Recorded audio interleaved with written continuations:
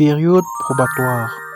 Dans certaines entreprises, il est institué une période d'essai probatoire qu'on ne saurait analyser comme une période d'essai de longue durée car elle a pour objet de permettre à l'employeur de décider, en fonction des critères prédéfinis, si la poursuite de la collaboration avec le salarié est souhaitable compte tenu des objectifs fixés. Elle diffère donc de la période d'essai par sa durée, son objet et surtout par ses effets, notamment en cas de résiliation du contrat de travail.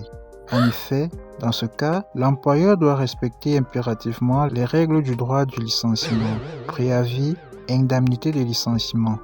Le motif allégué par exemple d'insuffisance du résultat fixé pour légitimer le licenciement dans ce cas est constaté dès lors que les objectifs fixés par l'employeur lors de la conclusion du contrat n'ont pas été atteints par le travailleur pendant la période probatoire.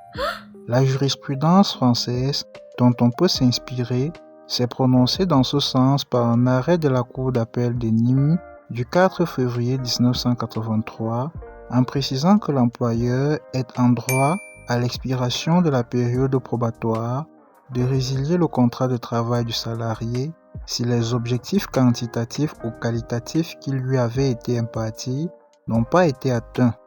Cependant, passé la date d'expiration de la période probatoire, l'employeur ne pourra plus fonder sa décision de licenciement sur les objectifs liés à la période probatoire.